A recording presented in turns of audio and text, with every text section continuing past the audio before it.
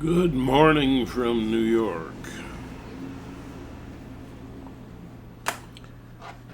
Today's presentation, singing praises to the lack of empathy in our world, will end up being off key with it. And the first thing I'm going to address is empathy grows the middle class and combines the best in capitalism with the best in fair taxation. I believe that Europe is largely an example of how well this pairing can be. But they have a more something even more powerful there. There's a greater amount of empathy in their decisions. They don't get into punishing attitudes as if that's, beating people over the head is going to make them better people, And how good is a person if they're only good if they're scared not to be? Only good because they're scared. What happens when they're no longer scared?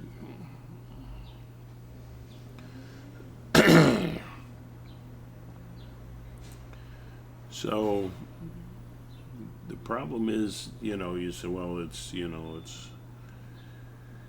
just human nature. We can't do anything about it, Yes, we can.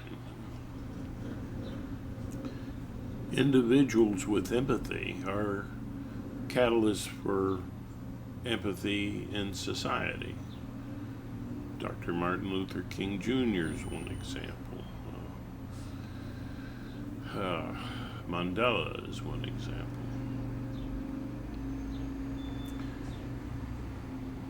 So many examples throughout history who have made the world a better place. Now, you're going to go to Jesus. Jesus' message was empathetic, not punishing. Okay, thank you. So, you want to go there? Okay. You cannot follow these great leaders unless you do it by fostering empathy. Now, individuals, that includes you, are a catalyst for change in society, but society and its rules can be a catalyst for change in individuals. It's a beautiful feedback loop, and I call it the love flow. But it happens, between two individuals as well, or within yourself. Because within yourself, there's a lot of yous in there. And we put them all together and we call it me and I. But you'll see people and they're a very different person when something triggers them.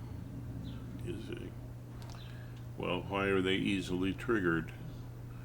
Well, there's a lack of empathy experienced in their lives, and there's helplessness around the giving and the receiving of love.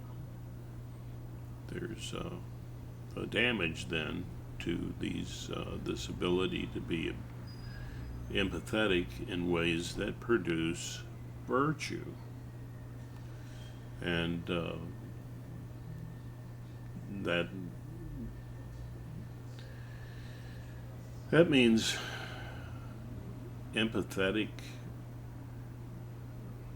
approaches which use objectivity, creativity, and compassion.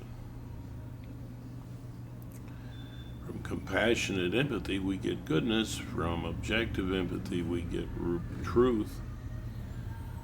And as virtues, and we get artfulness from creative empathy. Looking at things from a lot of different perspectives. This is a picture that's inside you. It's a picture that you see in three generation families, as I've pointed out before, and in institutions of government, government, church, media, and business. These are all from this pattern. I mean, what is business? Business is about trade, and it's how you interact with the world, because every time you have an interaction, you're making a trade of sorts. You're giving or you're receiving something of value, hopefully. And so trade is at the center of the institutions, which we call business. Business needs to be educated by government, which should be about objective empathy, and extended family organizations, who should be about compassionate empathy, and the media, which should be about creative empathy, showing many different points of view and caring sorts of ways, that show caring. Does that mean you never utter a disparaging word, or you don't call out problems that are very negative? No. And that means you don't vote for Trump. Okay? Why do I say that? Well, take a look at his ability to empathize, his ability to be objective in his empathy. The man doesn't think. So how can he help his thinking with any caring? Well, not very much. And it's not very much about truth. So, I mean, you need objectivity to find truth. And it's pretty hard to do, It takes a little work.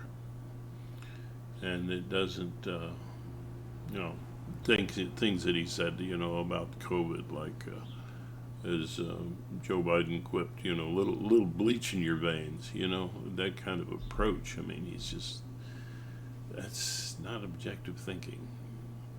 And that also means that if you don't have objective empathy, you don't respect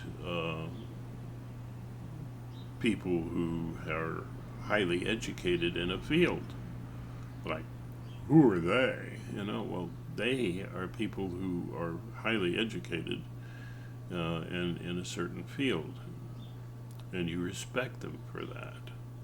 Does it mean they're always right? No, but it means they're much more likely to be right than you or I, So you listen, and they differ with each other, so you listen to those different opinions, and then you make your decision. But you have respect, and just as you have respect for these institutions that I'm talking about,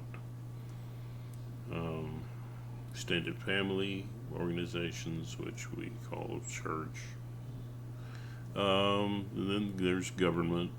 I mean, there's craziness in all of these. You've got to remember, but it's good that they're there in the media. These guys risk their lives sometimes to give you truth, to give you a different point of view. Wow. Some guy in an armchair who has no education in that field and never risked his little finger to bring you any information. I wouldn't trust that person over the broader media. The media can go a little crazy, the whole nations can go crazy, but it's because they're lacking in empathy. Empathy grows the middle class. How? Well, because with empathy you have fair and just taxation, for instance. You don't allow a few people to have all of the wealth, because what does that do to the rest? That's simple math. You can have a lot, but you can't have it all. And you shouldn't have enough that you're enabled to buy the government. That's insane. So that's a lack of objective empathy that Trump has, because he wants to give all of your money to the wealthy because it will trickle down. How much trickle have you experienced, from these taxes that unfairly tax you, and because they are afraid to tax the wealthy. Why? Because, well, the wealthy are buying the government in the United States. They are, But you have to choose from the better and the worse. And Trump is definitely the worst. If you can't see that, you must be blind, okay? You're blind to your own empathy. You practice empathy in your mind. This is what inner mind communication is about. It's a practice of empathy and awareness inside your own head, so that you can be that inspiration in the world that can help change it. Yes, you. If you only help one other person, how many does that person help? At least one more, perhaps, but maybe three more. And then each of those, 1, 2, 3 more, you do have power, and your vote is empowering to you. Be sure and vote. Because if you don't vote, democracy's dead. If democracy's dead, then the middle class begins to erode. And you see this mess that we're having now, where a handful of people own everything and are buying the government. Isn't that an alarm for you? They shouldn't be doing that. They shouldn't have that kind of money in the first place. They said, oh, they earned it. It's theirs. No, it's not. Nobody has a business from their own efforts alone. They have help. Even doctors, they have nurses, they have support people that without them they couldn't be very effective. So, and some of these folks, that build a business and just make money because they have a business, and then you don't even have fair competition going on. They have essentially a legal monopoly. Well, that just isn't good for society. That's not good for you. And if you can pool your money together in taxes to help you have the best medical care, that's a good idea. Because nobody pulls themselves up by their own bootstraps. That's a ridiculous idea. It's a hyperbole at best. And, people start off helpless. And it's the love you receive when you're in the womb and as a baby and so on that makes you able to give back. No investment in the children. Well, that's going on. We have, in the richest country in the world, we have children even, who don't have enough to eat. Are you kidding me? We have veterans in the street? Really? should be ashamed. This is not necessary. You know, the military we have the greatest in the United States. We have the greatest military in the world, and you know, not that other countries don't have great military, but we have the greatest, and it's taxpayer paid. Yeah, we pool our money together for what we care about.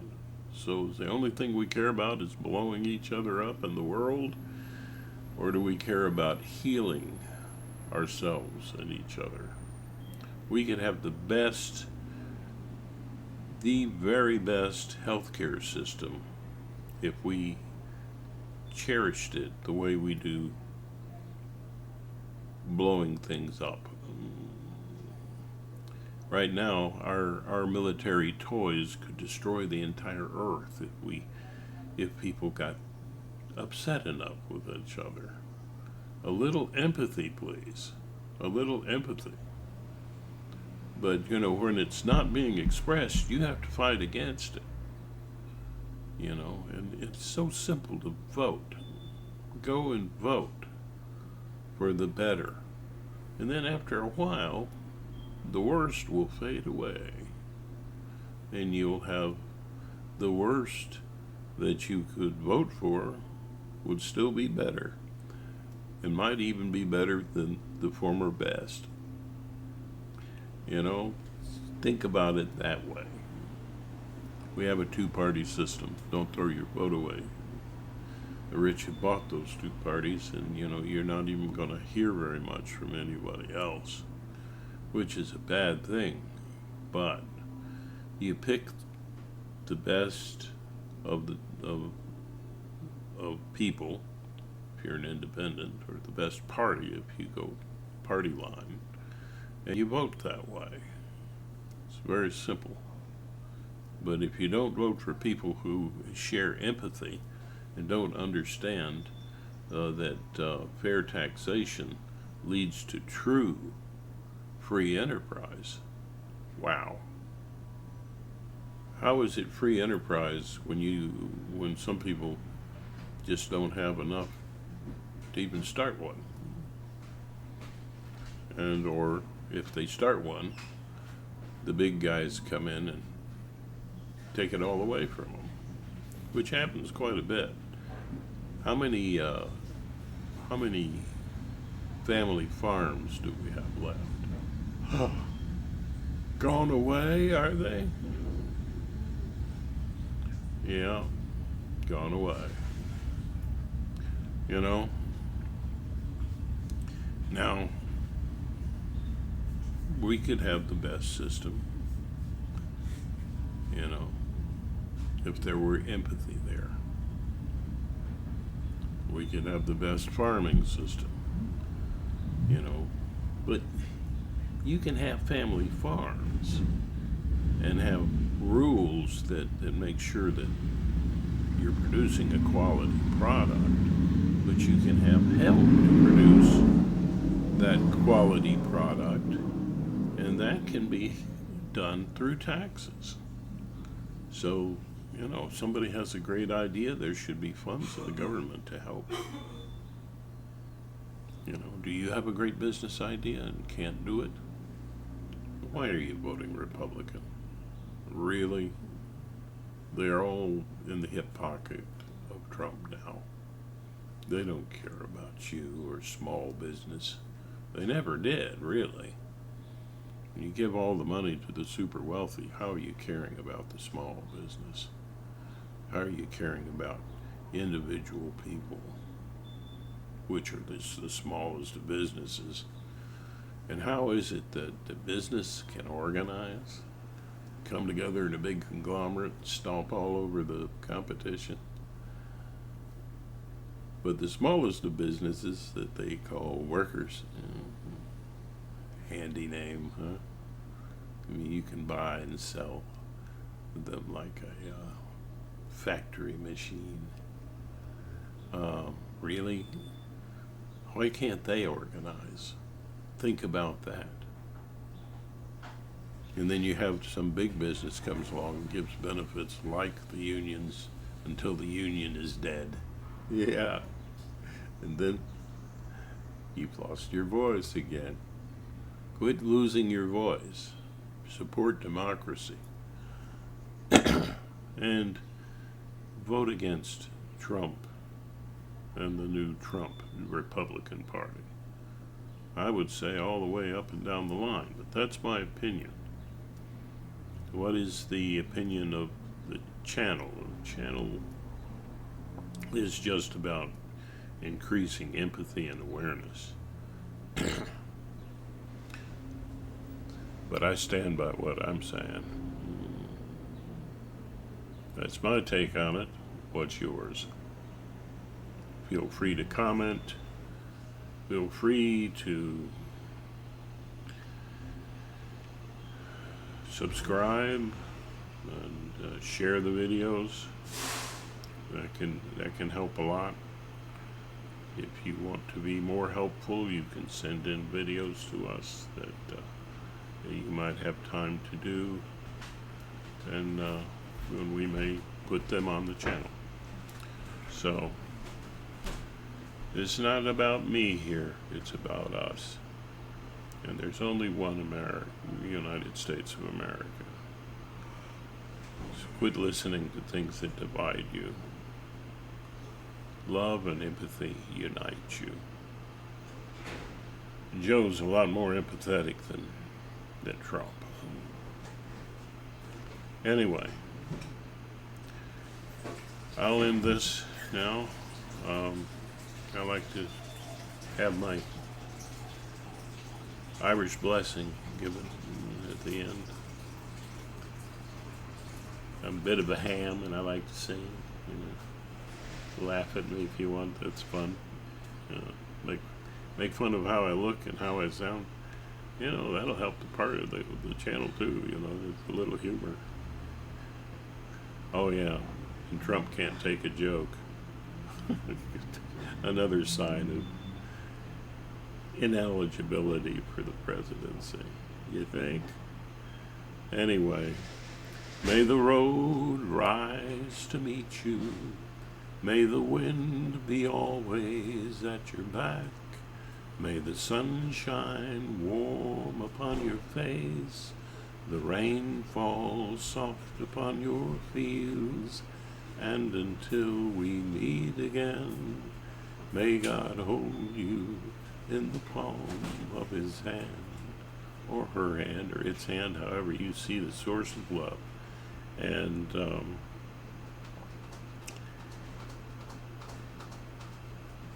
there's a statement I like to make. It's a greeting used in India, and it's a goodbye too, I think. It's namaste. What does namaste mean? Well, I think Carl Sagan said it best when he said, "We are the universe knowing itself." Each and every one of us. We're all part of this. Yeah? We're all together. And it's like waves on an ocean. Ripples in a pond. We're all connected. Make a great day today, or a greater day. You know you can. Namaste.